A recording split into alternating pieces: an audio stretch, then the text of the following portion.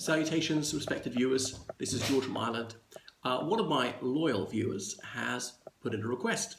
He has asked me to list the top 10 tourist attractions in London. Well, this is just a matter of opinion. It's not like I've looked up the statistics for visitor numbers. So here they are, and a little bit about them with the rundown. So number 1, gotta be Buckingham Palace. An unoriginal choice, I know. But what's the one thing everybody would know about England? It's got a queen.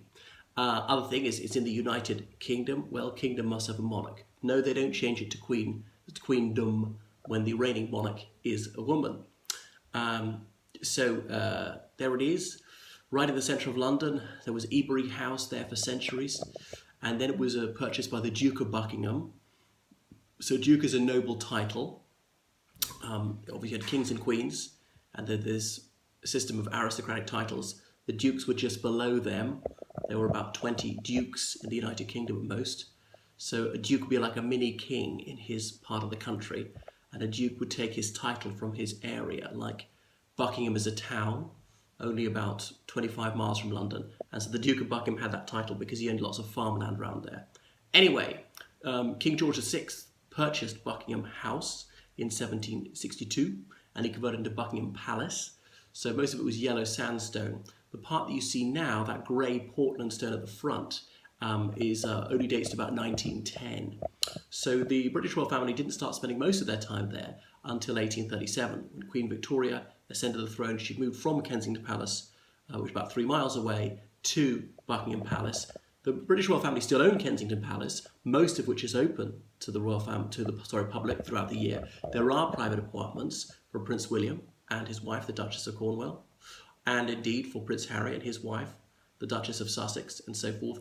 The cousins of the Queen have little bits of it. So that's Kensington Palace, where Princess Diana lived. But anyway, Buckingham Palace is what I really recommend. So go there to see the changing of the guard, every 11 o'clock in the morning, every morning in the summer, and alternate mornings in the winter. In the winter, they'll be wearing those grey overcoats, greatcoats, or a British warm, they're sometimes called. So stand on the grass nearer to Wellington Barracks. That's only a quarter of a mile from Buckingham Palace. You'll get a much better view. Don't go right up to the railings because the crowds will be so dense, particularly in the summer, you won't see that much. There'll be marching bands, there'll be some cavalry involved as well. The police will be there, some on horseback saying, keep moving, and you can't sit on walls to get a better view because you might fall and crush people. So that's that. July, August, and first half of September, Buckingham Palace is open to the public. It's a pretty penny, about £20. There's also the Queen's Gallery, see some of her private art collection, and the Queen's Mews. Mews means like stables. You don't see the horses, you see the carriages that belong to Her Majesty the Queen and her cars. So those are 3 separate tickets, each about £20, be about £60 altogether. You could buy 2 together, get a bit of a reduction. You could buy all 3 together and end up paying like £50 rather than 60. You could see all 3 on the same day, all 3 separately, that's that. You can't see everything in Buckingham Palace. You can see the throne room, which is for large public receptions, people being knighted, so forth, ambassadorial receptions. Anyway, better go on. Big Ben. Right, so that's on Parliament Square. Big Ben refers only to the clock on that clock tower, which is probably called the Elizabeth Tower. So the man who was Clerk of Works when the clock was put in there about 1860, his name was Ben. That's why it's known as that. So a symbol of London, recognised the world round. Unfortunately, it's under renovation. It's actually not chiming at the moment. In about a year, the work will be finished. You can't go in there. You can go into the Houses of Parliament. Big Ben is that clock tower on the Houses of Parliament. Houses of Parliament, also called Palace of Westminster, same place. You can go in, it's free, it's airport-style security. Watch the House of Commons debating, watch the House of Lords debating. They do have long recesses over Christmas, Easter, the summer. That's that. It'd be airport-style security. Well worth seeing. Sometimes you can go on a tour with an MP is willing to do that for you. If you contact them, even if you're not British, particularly for a Commonwealth citizen, if you contact these people, they'll sometimes show you around.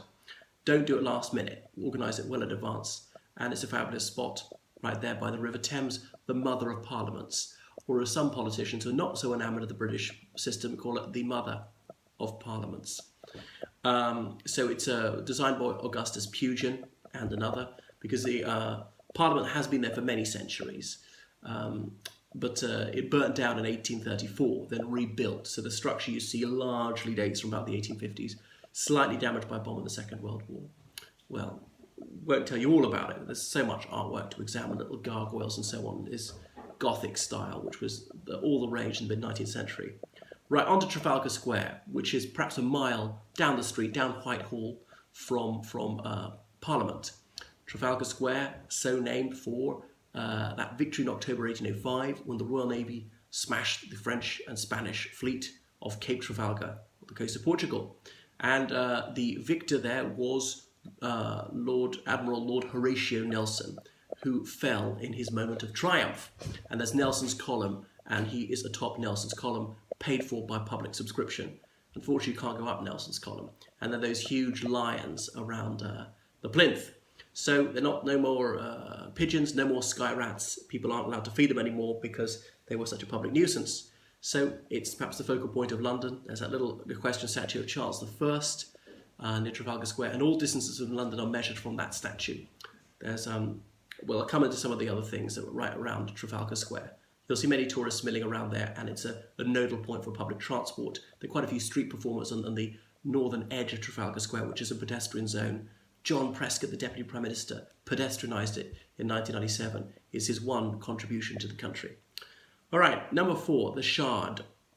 Only completed about 5 years ago. It's the tallest building in Western Europe, and it is roughly shard-shaped. So get there fairly early. It opens about 9:30 in the morning, and it's steep to go up, as in about 30 pounds.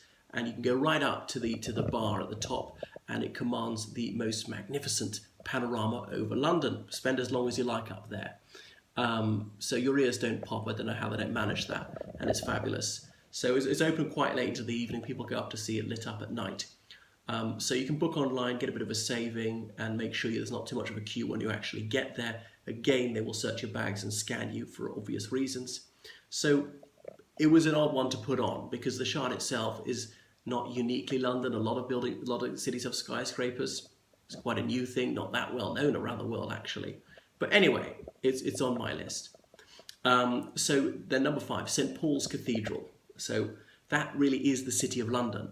Strictly speaking, the City of London is only within a mile of St. Paul's Cathedral. There's Greater London, which includes many of the other boroughs, let's say Richmond, Ealing, Camden. It also includes the City of Westminster. The City of Westminster is the area around Parliament.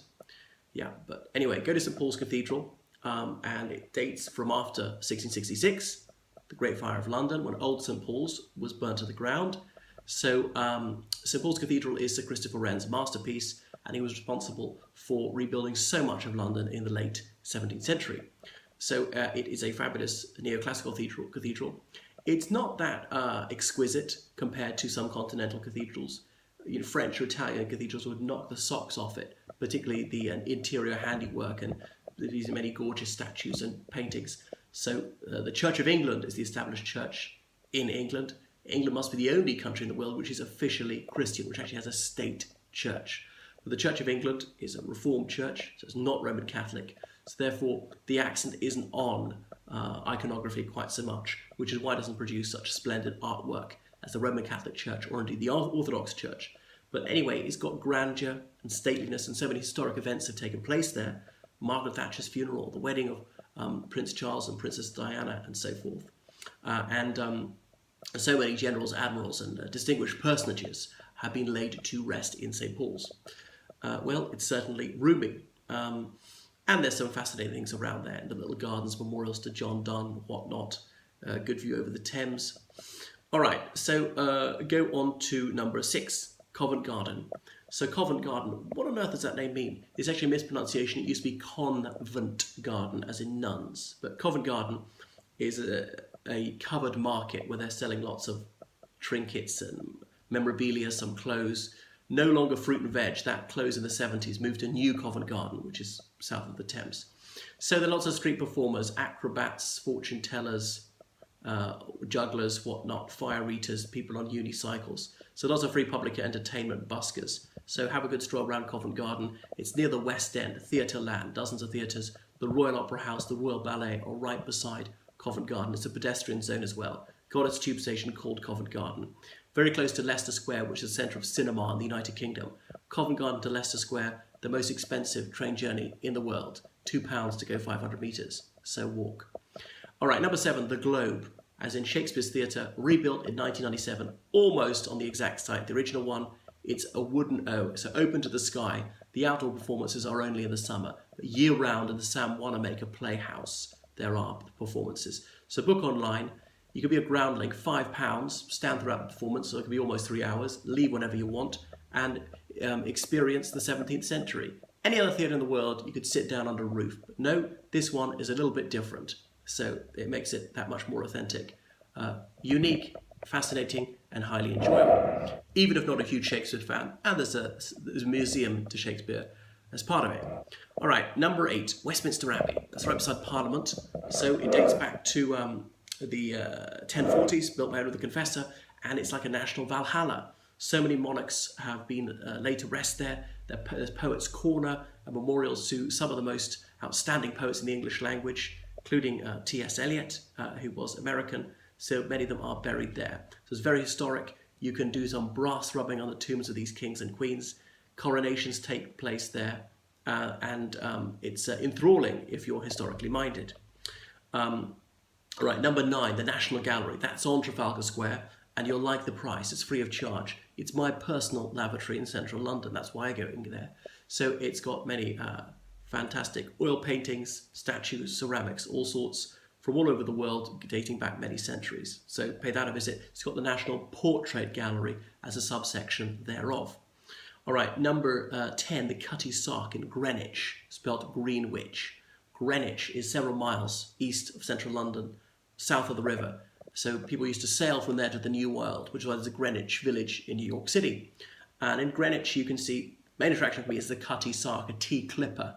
In the mid-19th century, used to sail to China, collect the first tea of the season, and sail back super fast. So it's one of the fastest ships afloat in its day. So a wooden ship from the last days of the age of sail, just before they were made, are obsolescent by steamships. So go along there. It doesn't sail anywhere, but it's a living museum. Experience what it was like to be a midshipman back in the 19th century.